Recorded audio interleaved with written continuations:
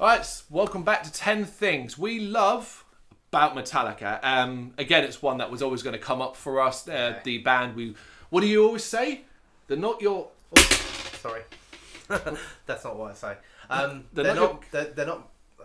How do I put it? They're my favourite band of all time, but they're not my favourite current band. Yes.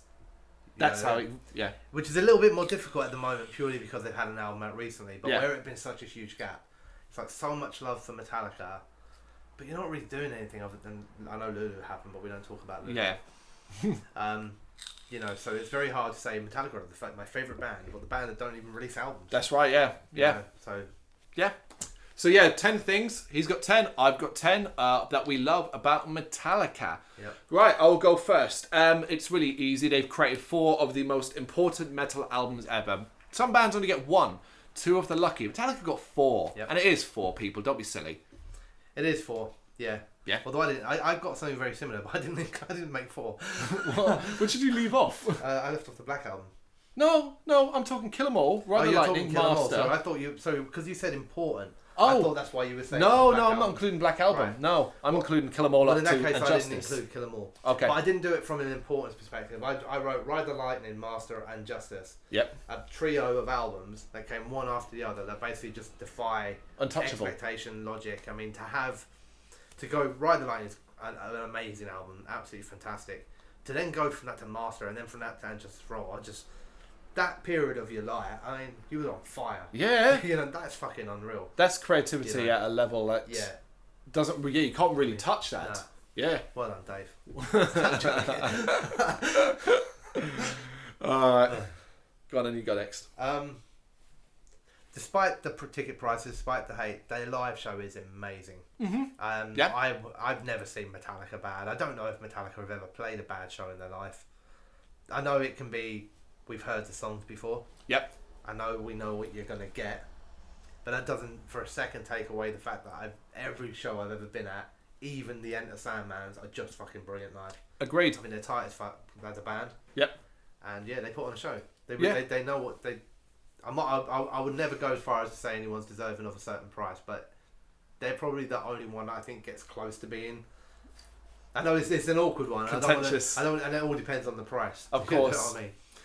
I 100% agree. Yeah, I've never seen them bad, and it is, as you say, it's more a personal thing where it's like I've heard this song so many times more than anything else. My next one is really easy. They've done their own thing. They've suffered criticism throughout their career over certain directions they've taken and stuff like that. And I don't really seem to bother them that much for the most part. People were like, "What the fuck are you doing shit with Lou Reed for?" They still went ahead and did it. Some Kind of Monster, why are you doing that for? They went ahead and did it. Why did you change your sound in Black Album? They went ahead and did it. Yeah. Why are you going back to being a thrash band-ish on Hardwired? They've done it, Yeah. There you go. Can't argue, fair enough. They stuck to their guns. Yeah, and I'm almost identical on that. I love that they do whatever they want, no matter what popular opinion states. Yeah. Which is kind of a strange thing to think about, because a lot of people say that Metallica went from that to that because they were selling out to be popular. Yeah. But actually everyone was telling them not to do that. That's right. But then they did it. Yeah. So it's almost like anti and they selling out. And look who proved to be right in the end. Yeah. Should I go again? Yes, please. As a band, I would imagine no other band has come as close to in terms of converting people from a genre into heavier metal. That's a good one. That's really interesting. Yeah. There may be bands that are close, don't get me wrong, but if you're not into rock metal, or maybe you're into your Queens, your Bon Jovis and everything like that, you will probably find yourself at some point listening to Metallica, and I think they probably have a fucking huge conversion success rate. Yeah, it's going to be really high. To other things. For sure. Other bands that are amazing, like your Iron Maidens and that, they're not, people that listen to Bon Jovi that won't naturally fall into an Iron Maiden, Yep. I think whereas Metallica bridge that gap, and they bring people into metal. That's dead arguably be one of the top bands for that, I would say. Yeah, that's what I was thinking. I mean, there's no way of ever knowing. I know from personal experience it did for me. Yep. You know, it converted me. I was into rock, but I listened to the Black Album. I liked the Black Album. I went backwards. I liked it. Went more metal. Yep. Yeah, it's pretty much the same. Yeah, it was the same. Yeah, it was. And I did a lot of people that are going to have that. Yeah. So whatever your feelings on Metallica, fucking improved the genre. Yeah. My next one's again short and simple. They appear to genuinely love the whole Metallica family thing, whether it be the fan club stuff to the sort of events they do, charity stuff, how they treat their fans and stuff. You know, this isn't about prices or ticket pricing. It's just generally how they are.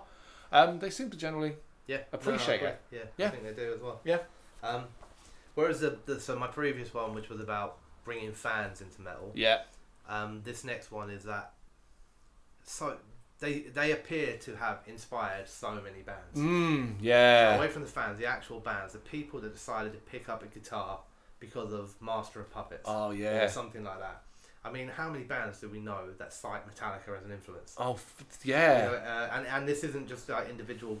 The band as a whole. There are drummers that cite Lars as an inspiration and really. Yeah, there are Dave Lombardo actually. Oh, okay. There's loads of them that say actually the some of the bigger bands who have big name drummers all actually say what people talk shit when they say Lars can't play drums. Yeah. But you know, like you're talking about, like, so they brought the fans over, but then they also inspired a generation of bands to pick up a guitar that we now listen to and love these days. Learning the tabs for think what you want, but you know, on Metallica for people, that's an opinion thing, but you gotta respect what they did for the genre. How many people first picked up an acoustic guitar and learn nothing else matters? Do you know what I mean? No, yeah, absolutely. Yeah, you're absolutely right. They're not afraid to talk about the difficulties they faced with some kind of monster in that period and stuff like that. Whether you hate it, it makes you feel shitty or whatever, they did it. It ties into the whole they did their own thing, but they did some kind of monster and they laid it all out bare for us to see. Yep. Yeah, gotta love that. Right. While I touched on the albums that I think are fantastic, one of mine actually just lists out a couple of songs as well. Oh yeah, I've threw in a couple. So that's what. Not like as in single numbers, but basically, even though some of them are from a while back, you know, they have written what for me are some of the best metal songs that have ever been written. And I wrote down basically The Four Horsemen, Orion, Master of Puppets, and etc. You know, you talk about having banger of an album and how great it is to get that, but you know, you could list songs for days of them, but you're just like, how many bands would love to have written Master? Yeah, that many as well, like that. Or Orion, I did have one singular title song which you've already mentioned, so I'll mention that. But I had Orion. Although it's like not necessarily my favourite Metallica song, I think if there was a song that is universally everybody goes, that's untouchable. It's Orion. I think and I'm gonna add on to it because I also have just Orion. Okay. For me, out of everything that I've heard, it's the best instrumental I've ever heard. I've heard lots of instrumentals, of course, not just by them. I think that's the best. Oh yeah. And it also makes it kind of I know it's from a while back. Again, it's always from a while back, right? But it makes a mockery of this idea that they don't know how to play their instruments and all that sort of stuff. That song is structured perfectly. I think I honestly think it's one of the most perfect songs. Like I know. Yeah. You know, there's not like a little moment in it where you go, I don't like this bit. Or I changed this. No. It's also for me unskippable. It's one of those ones that when it starts off on like a shuffle or something like that, I'm like, I'll leave it on. Yeah, no matter how many times I've heard it in the last week, right? So I'll leave that on. Yeah, absolutely. Amazing tune.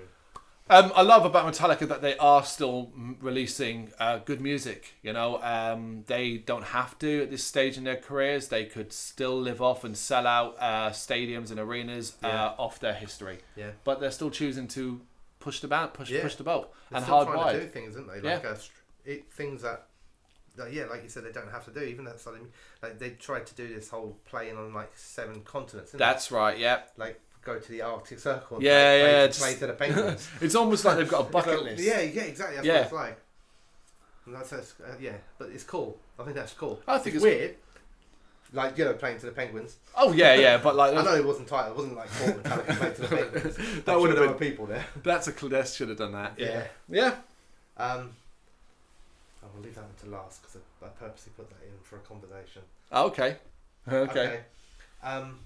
Despite the fact that they often get this reputation as being money grabbing, you know, twats. Okay. Yeah. The other word in my head was like, don't have to go that far, do you? Yeah. They actually do a ton of shit for charity. Yeah. Loads. And just as an example of that, I think maybe 2 weeks ago, they did an unplugged show in the States where all proceeds were for charity. And they auctioned off stuff there. Now, some of the things that are auctioned will give the hater some reasons to hate. Oh, okay. Don't get me wrong. But there were things like signed guitars. There was one, have a coffee with Lars. But anyway, they raised at that show 1.3 3 million. I saw that today. For their charity, which is called All Within My Hands, which they basically take and then they funnel out to all these important causes. Right. Which is an amazing thing to do. Yeah. And there's another one that they're doing around the Christmas time where they've teamed up with Starbucks and Spotify, where people who buy vouchers for them, there are Metallica branded ones, and all the proceeds or a percentage of the proceeds for the Metallica ones go to homeless veterans. Okay. So, yes, they've got loads of money, apparently, or appear to anyway. Yeah. But it isn't a case of like, DuckTales, where Lars is springing into a pile of coins going, it's all mine. It appears that they do try hard to give back. I mean, we saw them at a charity show at the O2, the £5 a ticket. Oh, yeah, that's right, yeah. Yeah, yeah. That's charity within our country. Yep, yeah. So, yeah, I think that's cool. Yeah, I think so, yeah. Give it back to people that need it most. I do think of Metallica, I do think charitable. Yeah, Yeah. you are right, yeah. Right, I'll do this one next. They were, you're going to like this one, they were instrumental in the creation of Megadeth. Which is a goddamn great thing. Yeah. That's it, simple as that. Without Metallica, we would not have got Megadeth. So, yeah. Brilliant. Yeah. Thanks, I mean, guys. It is true. It is true. Yeah. It's a strange one, but yeah, it's true. It's trying to is that a positive or is it a negative? No, I love the fact that it's great that it happened. I love that you ended up with two bands. Yeah, I love that they kicked them out of the band because we got Megadeth. You know, which I'm sure if Dave would be happy with that. I'm sure he wouldn't be. Fuck you, man. But I'm glad about it. Now, Dave, actually, Dave would probably say no. I was instrumental in the creation of Metallica. Let's not have this one. Yeah. I love Lars' backstory. Okay. Yeah, the professional tennis, amateur / semi-pro That's right. tennis player from Denmark, obviously. Moved to San Fran. Decided, they gave it all up against his parents' wishes. Yeah. They were like, "What are you doing? You're going to become a waster to go and move to America to set up a metal band." Yeah. As a young, I mean, that's metal as fuck. Yeah. That's brilliant. He had it. His life was on a silver platter. Well-off parents, famous tennis players. He was doing well, and he decided to chuck it all in to go and create a metal band. Yeah. And I think that's fucking great. Wow, imagine what I wonder what his the day when probably the day he had a record that went gold or platinum, and he went to his parents and went basically, I'm in this. This has become a success. So I wonder what they thought. That's amazing. I wonder what they thought for the first few years. Yeah, because the first few years, I mean, scratching the fucking living shit, Hey, Mum, check out my record. Jump in the fire. Yeah. What the fuck? Spotty teenagers and Get shit your like white that. shorts back on and get out on that court. It's amazing. That's a great story, isn't it? Don't you think? I think it's great, yeah. It sounds like a work of fiction. Well, yeah, I mean, there's lots of them in Metallica as well. Like, tying into that, I always loved the fact that James never wanted to sing. Yeah. Yeah, but if somebody had to do the bloody thing. So and here we are. Yeah, here we are.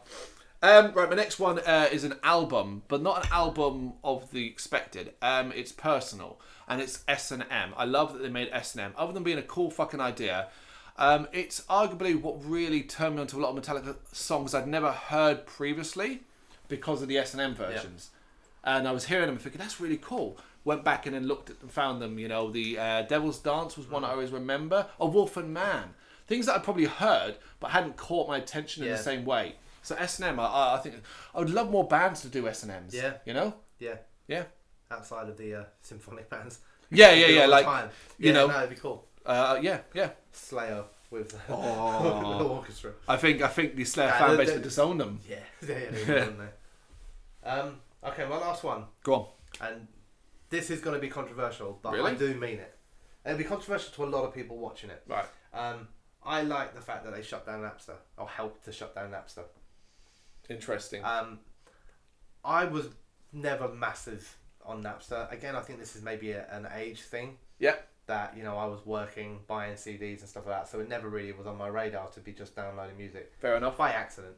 Yeah. Maybe if I'd have been more tech wizard, I might have been all over it, you know. Yeah. But I wasn't. I was out drinking with my mates. You weren't buying You know computers what I mean? and shit, That's really what I was doing. But I know a lot about the story, and I've looked into it a lot, and I know that Lars wasn't alone. A lot of bands stood with Metallica on this, Yeah. but a lot of them did it quietly. Yeah. And Lars was vocal. That's the difference. It wasn't Metallica v Napster. Yep. It was that Metallica were happy to speak out. Yeah. I firmly believe that look at the music industry today. Yeah. He was fucking right. Yeah. He may have been 10 years ahead of his time, but this idea of, well, they can't afford to pay 10 quid for your record, so it's okay for them to steal it. It's fucking stupid. Yeah. And I 100% believe that they were right in doing it. And God, what state would we be in if Metallica had lost that case and Napster were like, no, they're allowed to do this? Yeah, yeah. Would there be a Machine Head? Would there be a Ghost Bath and Mole show to go to? No, you're right.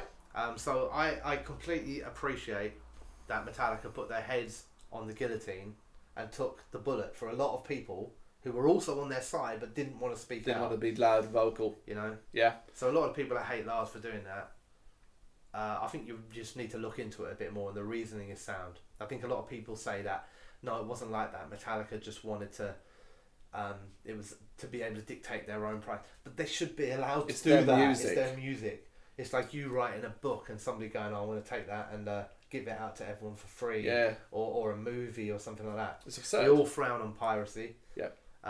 We know, for us it's a personal thing because we want you to support bands because we want to see them play. Yeah. And we want to hear another record. And things like Napster would have stopped that happening. It would have, you know. Yeah, you said it's controversial, but to me, I can't see how it is. Yeah, it's not the to most us, no-brainer. But we know that there are people that hate them for it. Yeah, which is Absolutely hate them for it. well because you couldn't get the fucking music, steal the music. For it. That's what it is. What it was is that, but basically Napster still exists in a format even today. Yep. What They're it legit did- now. Yes, it's legit now. But what it did when they fought it is it stopped it being made legal. Yep. And it made it illegal. So people could still do it, but now you were breaking the law. Yeah, yeah. You know, whereas if they'd lost that case, it would have been legal to download any music from any band ever. We'd probably have no labels anymore at this stage. Yeah. God knows what the state of metal would be. And it's not in a great state. Music in general is not in a great state. Yeah, yeah. You know, so... Yeah. Thank you, Lars. That's brilliant. I think that's brilliant. I hope you agree. My last one, it's simple enough. One of our bands are ingrained in pop culture to the point that they appear in things like Simpsons. They've been in South Park, voiced South Park. You know, you go out and stop someone on the street. Go out and stop someone on the street. Anyone, a suit-wearing man, a 50-year-old mother, and say, "Do you know who Metallica are?" Yeah, and they're gonna say, "Yeah." And they may only know a bit. They may know an album or a song, but they'll know. Don't know. And they won't know any other band that you come out with a name of. And it's one of our bands. Yeah. Yeah. There's our 10 things we love about Metallica. We will be doing the 10 things we hate about Metallica, which you're sure you're going to love. Yeah. Always, hope you enjoyed watching it. Give us suggestions for what we should cover. And we'll see you next time.